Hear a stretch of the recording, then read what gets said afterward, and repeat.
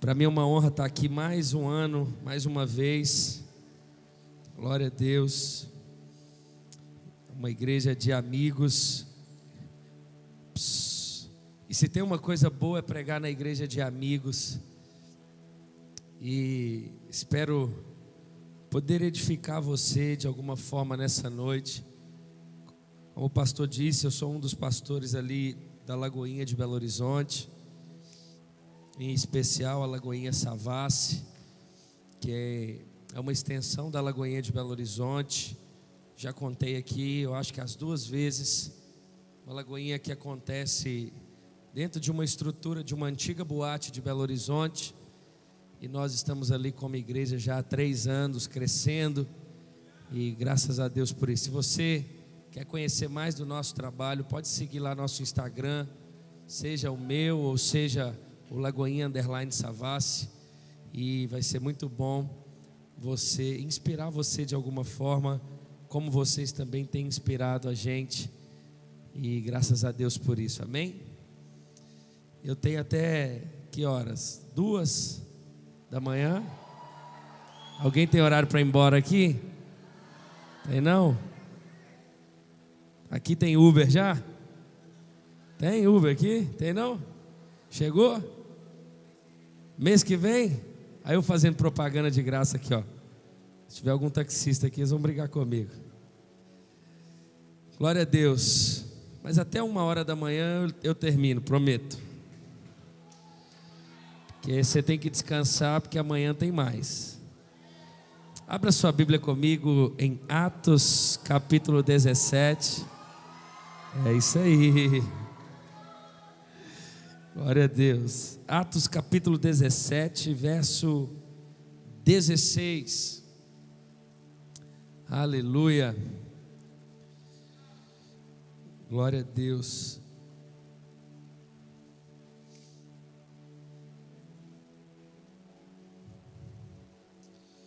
Atos capítulo 17, a partir do verso 16. Antes da gente começar a leitura, eu quero te fazer 2 pedidos. O primeiro deles é que você, na verdade, um pedido geral, é que você preste bastante atenção nessa mensagem, naquilo que Deus quer falar com você. Então, se você puder dar uma pausa aí na rede social, puder deixar o celular mais off, a não ser você que está anotando a mensagem. E eu queria que você ficasse em silêncio para que você possa receber mesmo tudo que Deus quer falar com você hoje, em nome de Jesus, amém? Atos capítulo 17, a partir do verso 16, a Bíblia diz assim: enquanto esperava por eles em Atenas, Paulo ficou profundamente indignado ao ver que a cidade estava cheia de ídolos. Por isso discutia na sinagoga com judeus e com gregos, tementes a Deus, bem como na praça principal todos os dias com aqueles que por ali se encontravam. Alguns filósofos, epicureus e estoicos começaram a discutir com ele. Alguns perguntavam: o que está tentando dizer esse tagarela? Outros diziam: parece que ele está anunciando deuses estrangeiros, pois Paulo estava pregando as boas novas a respeito de Jesus e da ressurreição. Então o levaram a uma reunião do Areópago, onde lhe perguntaram: podemos saber que novo ensino é esse que você está anunciando? Você está nos apresentando algumas ideias estranhas e queremos saber o que elas significam. Todos os atenienses e estrangeiros que ali viviam não se preocupavam com outra coisa senão falar ou ouvir as últimas novidades. Então Paulo levantou-se na reunião do Areópago e disse: atenienses, vejo que em todos os aspectos vocês são muito religiosos. Pois andando pela cidade, observei cuidadosamente seus objetos de culto e encontrei até um altar com esta inscrição: ao Deus desconhecido. Ora, o que vocês adoram, apesar de não conhecerem, eu lhes anuncio. O Deus que fez o mundo e tudo que nele há, é o Senhor dos céus e da terra, e não habita em santuários feitos por mãos humanas. Ele não é servido por mãos de homens, como se necessitasse de algo, porque Ele mesmo dá a todos a vida, o fôlego e as demais coisas. De um só fez Ele todos os povos, para que povoassem toda a terra, tendo determinados tempos anteriormente estabelecidos, e os lugares exatos em que deveriam habitar. Deus fez isso para que os homens o buscassem e talvez, tateando, pudessem encontrá-lo, embora não esteja longe de cada um de nós, pois nele vivemos, nos movemos e existimos. Como disseram alguns dos poetas de vocês, também somos descendência dele. Assim, visto que somos descendência de Deus, não devemos pensar que a divindade é semelhante a uma escultura de ouro, prata ou pedra, feita pela arte e imaginação do homem. No passado, Deus não levou em conta essa ignorância, mas agora ordena que todos, em todo lugar, se arrependam, pois estabeleceu um dia em que há de julgar o mundo com justiça por meio do homem que designou, e deu provas disso a todos, ressuscitando dentre os mortos. Quando ouviram sobre a ressurreição dos mortos, alguns deles zombaram e outros disseram: a esse respeito nós ouviremos outra vez. Com isso, Paulo retirou-se do meio deles. Alguns homens juntaram-se a ele e creram. Entre eles estava Dionísio, membro do Areópago, e também uma mulher chamada Damares, e outros com eles. Pai, essa é a tua palavra. Uma leitura simples da tua escritura já fala tanto ao nosso coração, mas de uma forma especial, que nessa noite o Senhor fale conosco, que o teu Espírito Santo continue movendo sobre nós, em nós e através de nós. Que no nome de Jesus não seja mais uma mensagem dentro de uma conferência, mas que seja a voz do Senhor ao nosso coração. E desde já nós devolvemos a Cristo Jesus toda a honra, toda a glória e todo o louvor dessa noite. Amém. Glória a Deus. Eu quero trazer um pouco do contexto desse texto que nós acabamos de ler, e você vai entender no final. Ultimamente Deus ele tem falado muito comigo sobre a nossa responsabilidade como cristão. Uma responsabilidade diante de um equilíbrio do conhecimento bíblico com a experiência, com o mover do Espírito de Deus. E Deus ele tem me incomodado de uma forma a ponto de me confrontar a respeito do crescimento de evangélicos, mas um crescimento da criminalidade nas nossas cidades. E a minha preocupação nos dias de hoje é que em muitos lugares pregam-se sobre o céu, sobre uma experiência com o Pai. Isso é de suma importância. E eu percebo muitos lugares aonde é pregado uma palavra onde parece que querem nos pegar dessa terra e nos levar ao céu. querem nos tirar do natural e nos levarem ao sobrenatural, ao céu. Mas a Escritura Sagrada não nos ensina dessa forma. A Escritura Sagrada, ela não fala sobre tirar nós dessa terra e levar para o céu. Ela não fala do natural entrando no sobrenatural. A Escritura Sagrada fala do sobrenatural invadindo o natural. É o céu descendo à terra e não a terra subindo ao céu. Se é para Jesus, você pode aplaudir, irmão.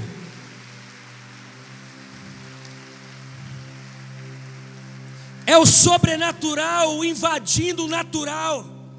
Isso quer dizer,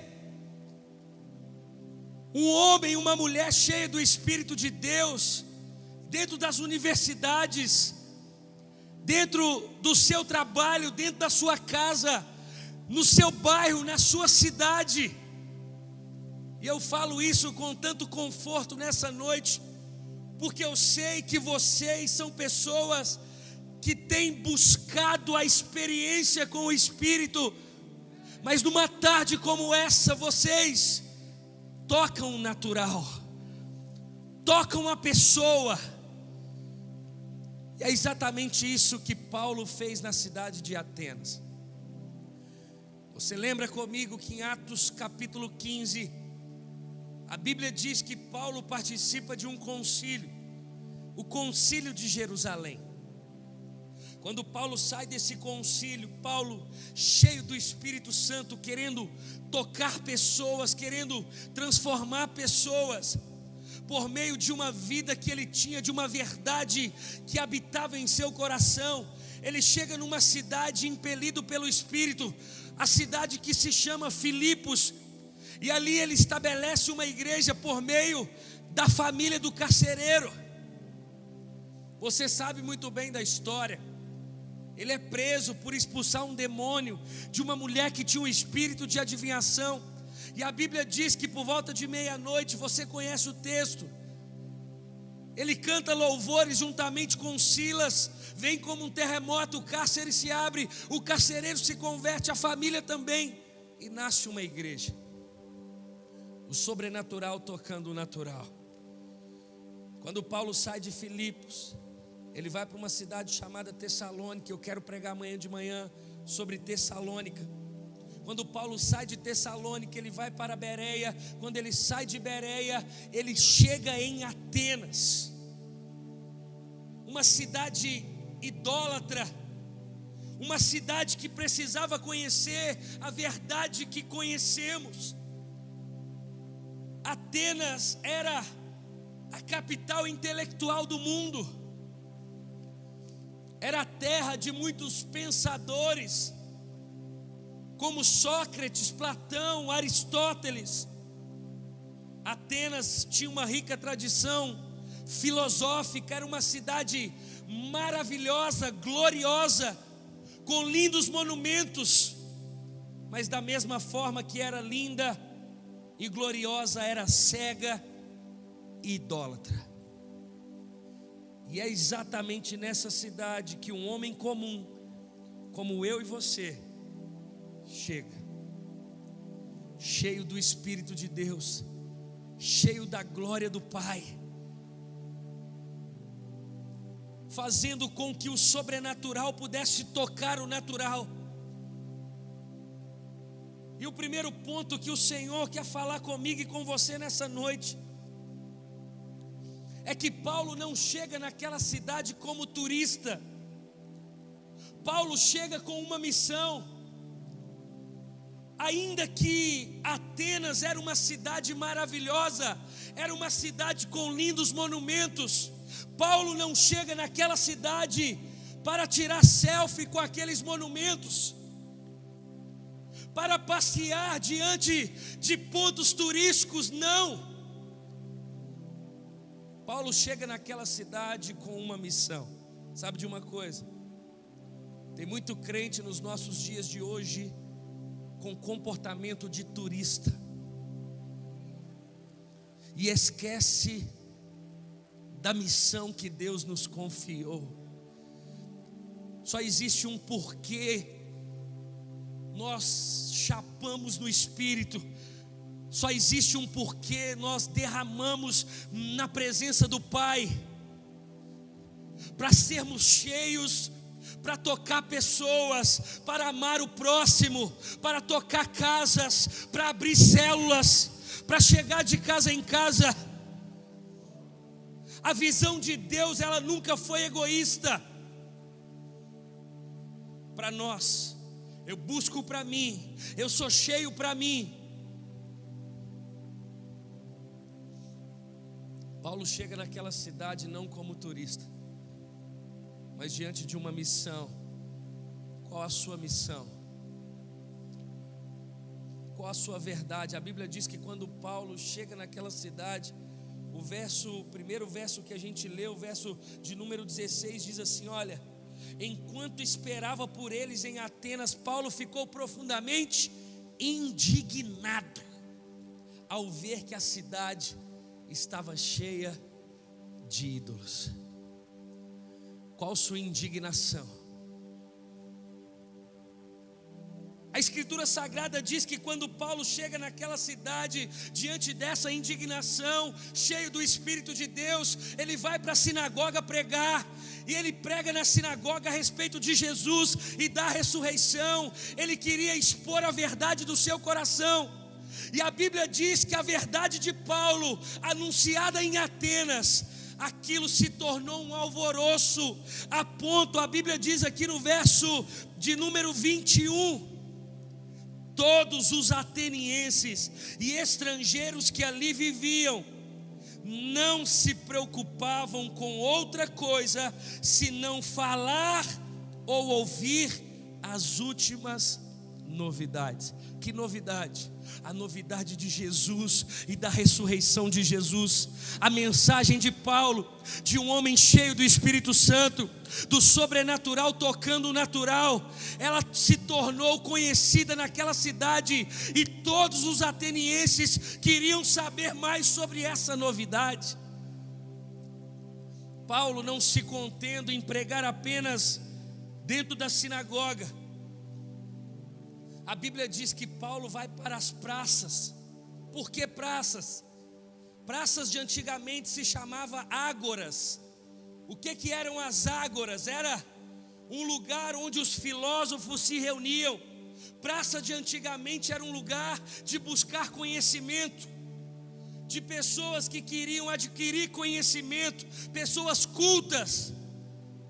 E Paulo pensa: se essas pessoas gostam de conhecer coisas novas, se elas gostam de obter conhecimento, eu tenho algo a ensinar para essas pessoas. E Paulo vai para a praça,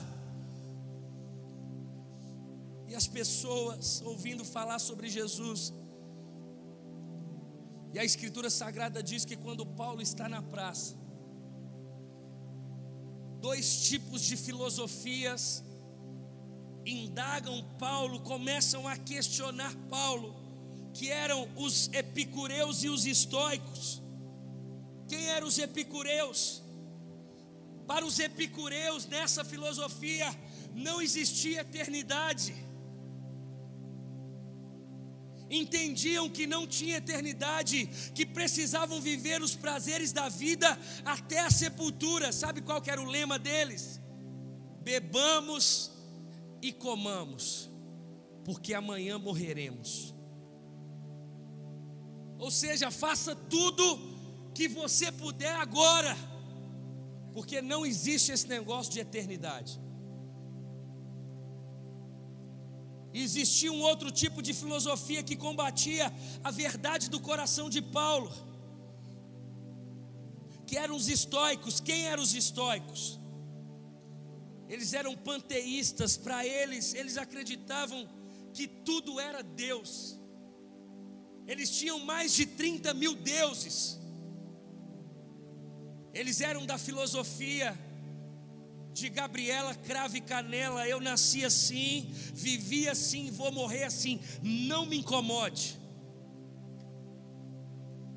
E é diante de uma verdade de Atenas que Paulo, por meio da verdade de Jesus Cristo, cheio do Espírito Santo, ele chega para mudar aquela realidade. A Bíblia diz que por meio da praça, todos começaram a questionar Paulo a ponto de convidá-lo para pregar dentro de um areópago.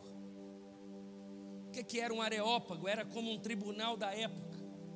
Preste atenção, um homem comum, como eu e você, cheio do Espírito de Deus, ele chega numa cidade, ele vê a realidade daquela cidade, cheio de compaixão pelo perdido, cheio de verdade em seu coração.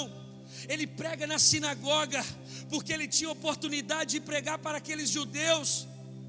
Não satisfeito, ele prega na praça. Pregando na praça, ele tem a oportunidade de pregar no tribunal da cidade.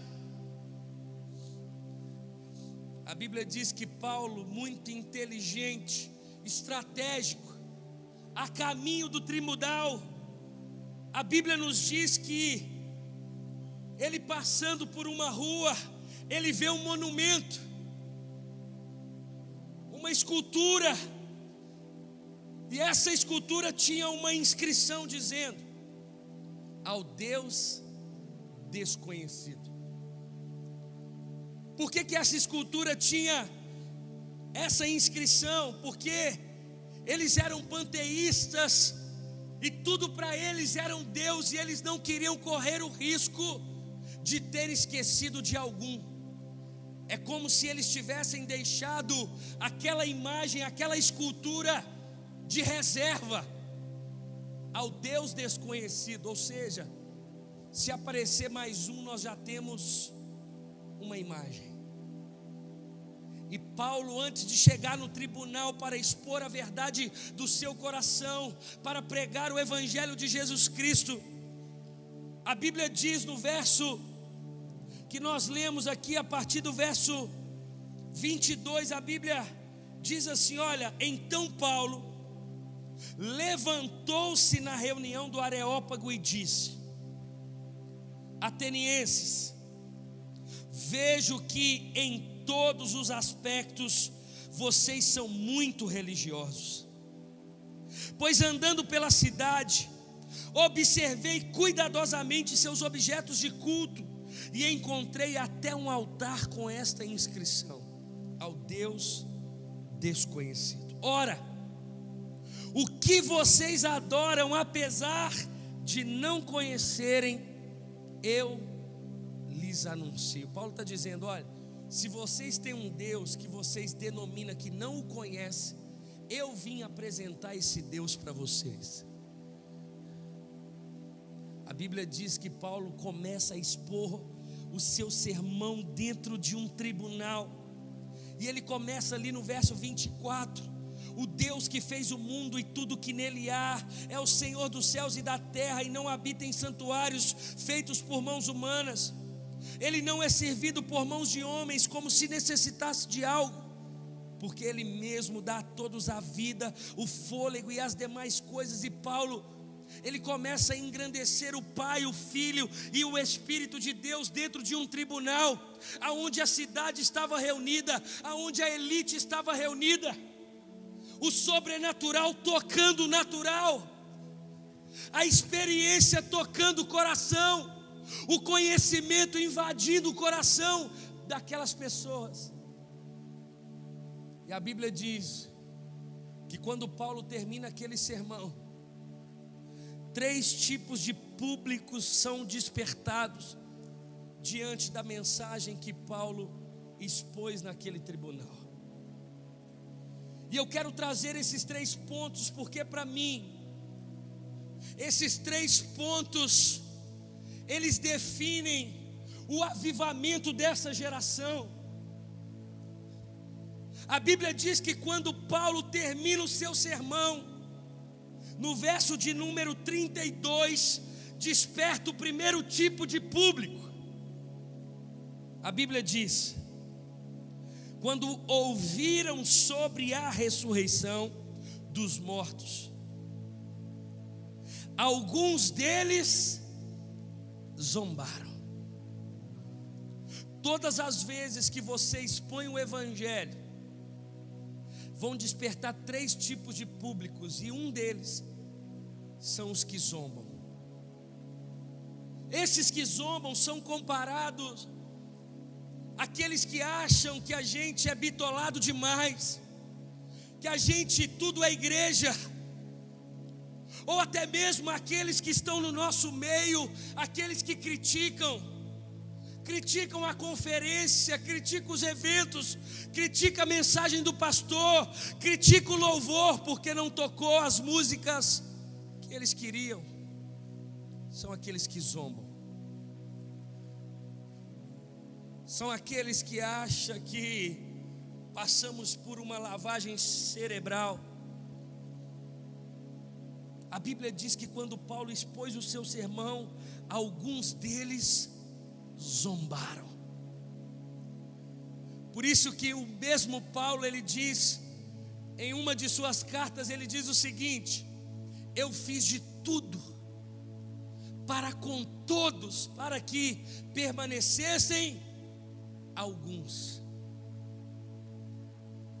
Ainda que a mensagem ela não volta vazia, nem todos vão permanecer.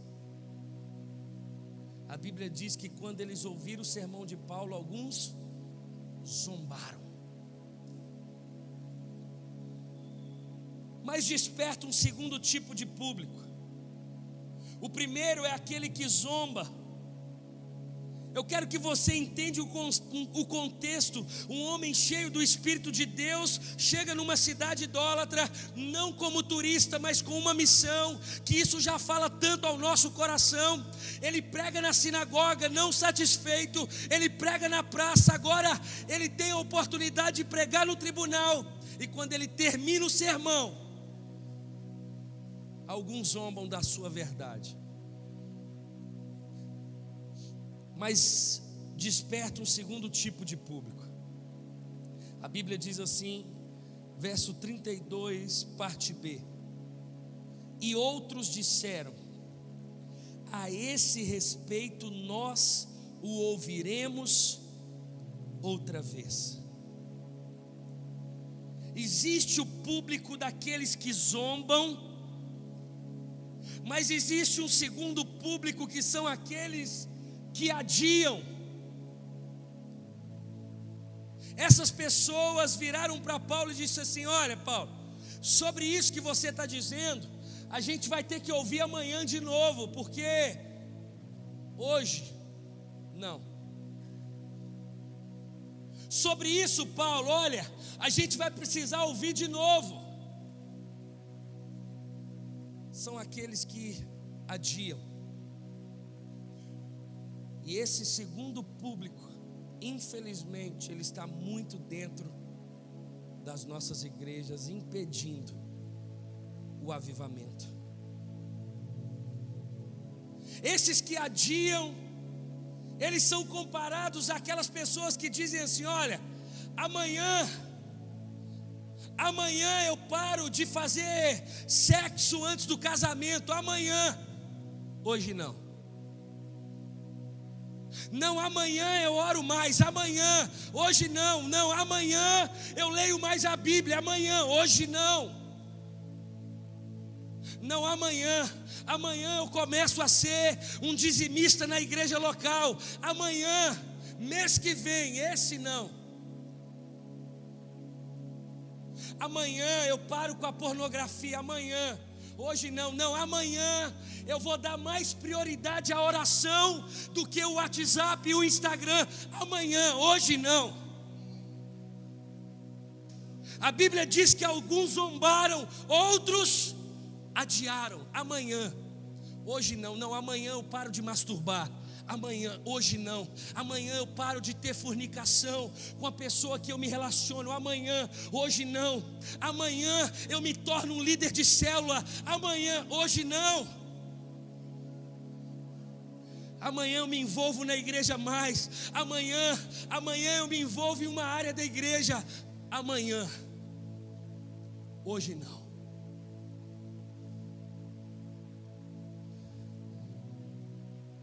Esse público, ele tem impedido a unidade de propósito. Amanhã, hoje não, amanhã, a Escritura Sagrada fala sobre um terceiro público. Quando Paulo termina o sermão, alguns zombaram, outros adiaram, mas a Bíblia fala, verso 34, 33 e 34: com isso, Paulo retirou-se do meio deles. Alguns homens juntaram-se a ele e creram. Entre eles estava Dionísio, membro do Areópago, e também uma mulher chamada Damares, e outros com eles.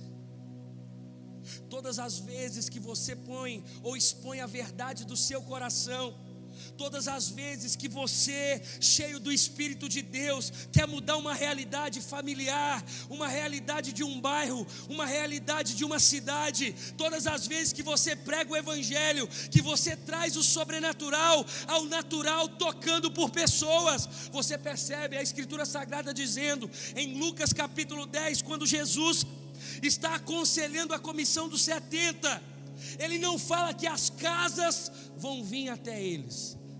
A Bíblia diz que eles vão até as casas. O sobrenatural tocando o natural, porque a Bíblia diz assim, olha, Jesus aconselhando, Jesus abrindo o coração para aqueles discípulos. Jesus fala assim, olha, e tem uma coisa, vocês não estão indo fazer uma visita doméstica, porque se vocês entrarem e se tiver algum enfermo, vocês vão orar e eles serão curados. Se tiver alguém para ser liberto, vocês vão orar e eles serão libertos. Ou seja, o sobrenatural tocando o natural.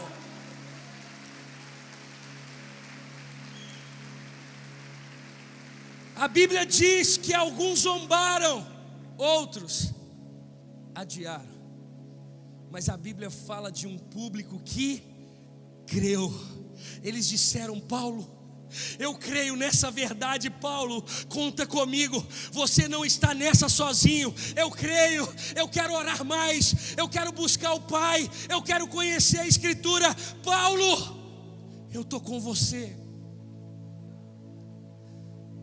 A pergunta de Deus para mim e para você hoje é: o nosso comportamento tem sido daqueles que zombam, daqueles que criticam o irmão, daqueles que falam mal do próximo? Ou nós temos sido aqueles que adiam, não, amanhã eu me santifico, amanhã eu oro mais, amanhã?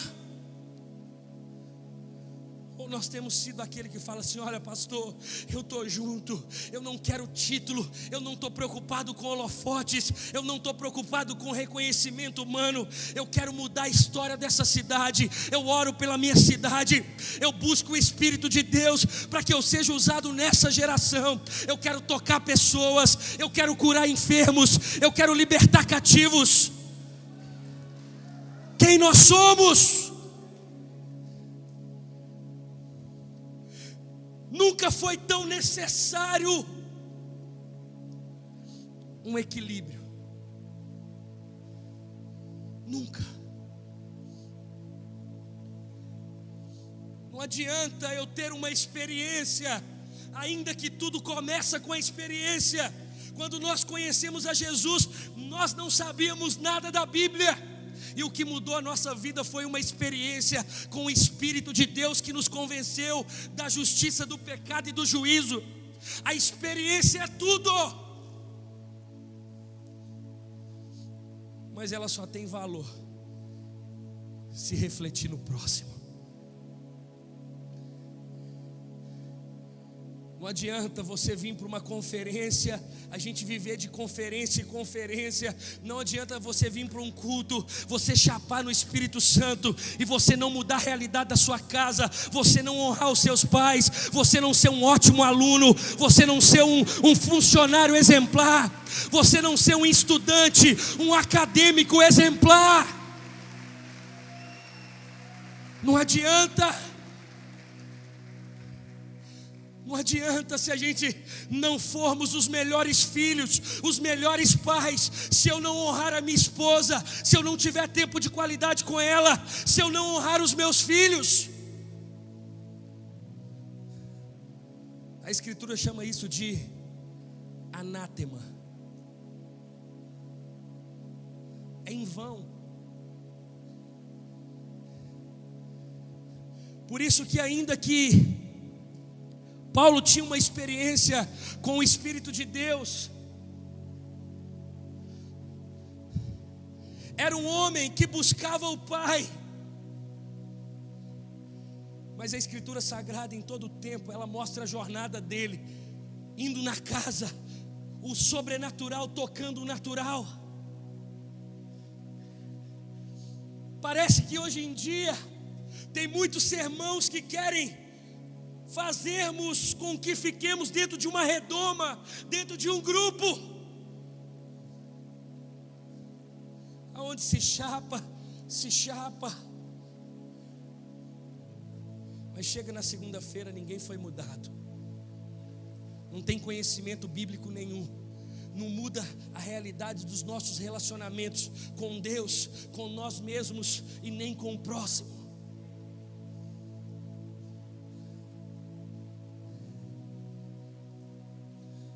Eu trago para você uma experiência de Paulo numa cidade idólatra.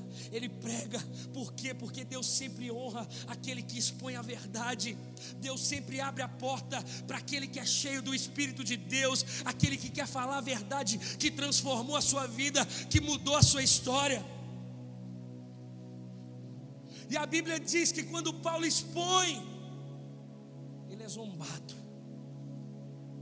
Alguns procrastinam amanhã,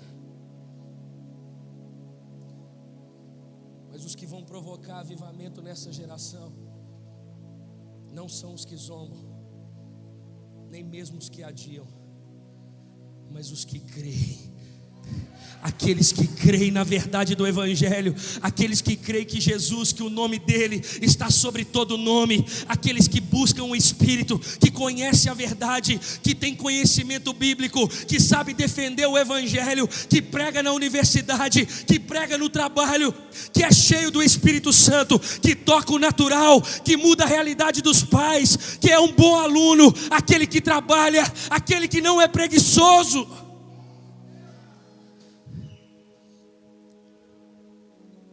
São as maiores evidências de um homem e de uma mulher cheia do Espírito Santo.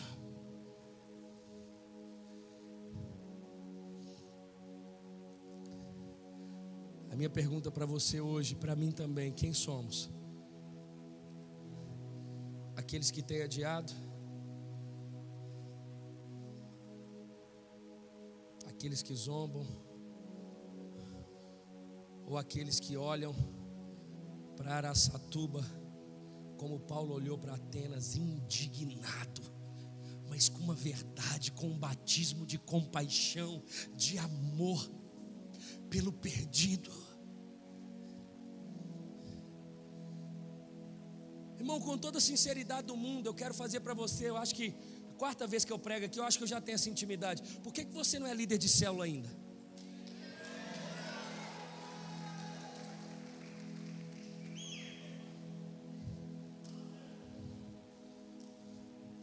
Você está esperando o quê? A Bíblia está dizendo para você, olha, não é amanhã, é hoje. Ah, mas eu não sou capacitado. A mulher samaritana também não era. Ela voltou na cidade dela e ela trouxe todo mundo para Jesus. O gadareno também não era preparado. Ele quis ir com Jesus. Jesus não, vai abrir uma célula lá na sua casa. Falar do que eu fiz na sua vida não tem a ver com preparo, tem a ver com experiência no Espírito de Deus. Não é você quem fala, mas é o Espírito de Deus que fala por você.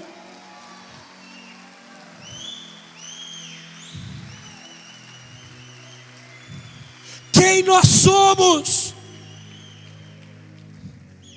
Estou cansado de ver uma geração adiando para amanhã o que é para ser feito hoje. uma geração de pessoas que buscam holofotes, que se preocupam com seguidores nas redes sociais e esquecem que Deus quer que você faça discípulos físicos, que você olha no olho, que você abraça quem precisa de abraço, que você chora com aquele que chora.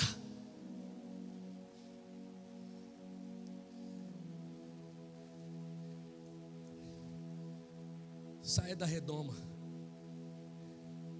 saia da bolha.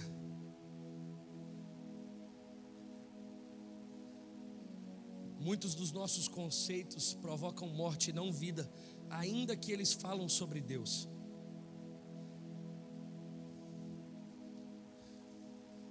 Tem muito ministério matando pessoas, ao invés de trazer vida.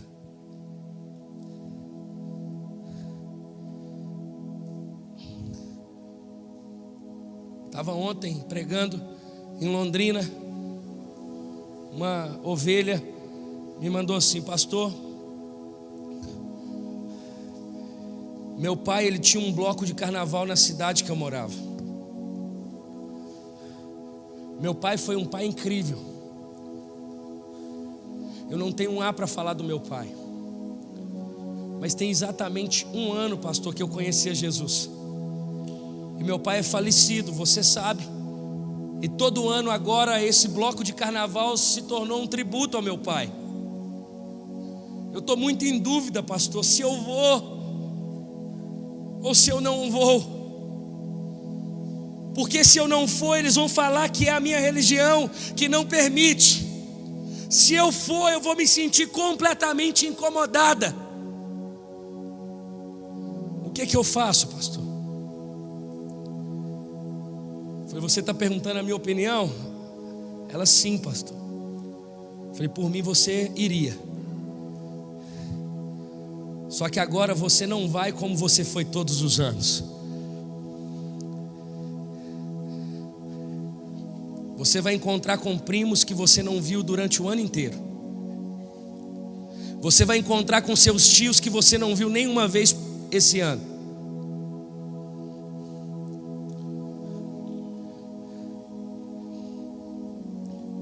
Você precisa tocar essas pessoas por meio da verdade que há no seu coração. Ah, pastor, então você está aconselhando ir para o carnaval? Não. Eu estou aconselhando uma moça cheia do Espírito de Deus, honrando a sua família. Você entende que às vezes nós somos muito mais religiosos do que espirituais? A gente está preocupado com coisas tão pequenas, enquanto a taxa de suicídio só aumenta na nossa cidade. Uma pergunta simples: do que adianta ser cheio do Espírito Santo se não servir para tocar pessoas?